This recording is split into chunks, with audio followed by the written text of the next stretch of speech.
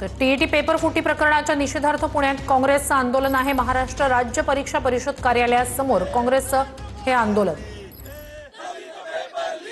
अधिक या सगळ्या संदर्भात जाणून घेऊया आपले प्रतिनिधी योगेश बोरसे यांच्याकडून। योगेश, आत्ताची नेमकी काय अपडेट आहे आंदोलनासंदर्भात?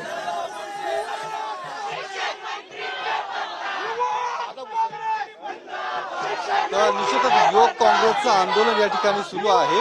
महाराष्ट्र परीक्षा परिषदेच्या कार्यालयाबाहेर आंदोलन सुरू असल्याचं आपल्याला पाहायला मिळते। ज्या पद्धतीने या ठिकाणी टीईटीचा पेपर फुटलेला आहे आणि याच पेपर फुटीच्या निषेधार्थ या ठिकाणी युवक काँग्रेसचं आंदोलन सुरू आहे। काही वेळापूर्वी पोलिसांनी या आंदोलकांना अडवण्याचा देखील प्रयत्न केला, मात्र हे आंदोलक थेट कार्यालयाच्या आतमध्ये प्रवेश करण्याचा त्यांनी प्रयत्न केलेला आहे।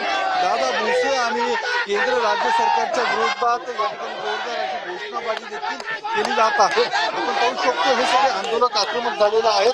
काय नेमकं त्याचं म्हणणं आहे ते आपण जाणून घेऊया। काय तुम्ही या ठिकाणी आक्रमकपणे आंदोलन करताय टीईटीचे पेपर लीक प्रकरणी, काय नेमकं तुमची भूमिका आहे?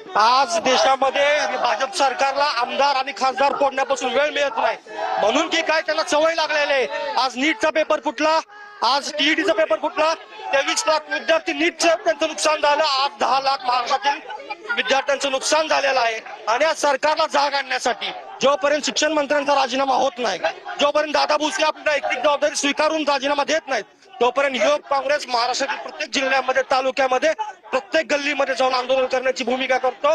कारण का ही शिक्षण व्यवस्था कुठं ना कुठं त्याची धासत झालेली आहे। आणि आज शिक्षण मंत्री जर उच्च शिक्षित असते, त्यांचं जर प्रशासनाचा होल्ड असता, तरी आज वेळ आली नसती। आज 10 लाख महाराष्ट्रातील विद्यार्थ्यांचं नुकसान झालेलं आहे। पहिला जबाबदार नक्कीच योगेश, तुम्ही दिलेल्या संपूर्ण माहितीसाठी तूर्तास धन्यवाद। आंदोलनासंदर्भातील अपडेट्स जाणून घेत राहूच।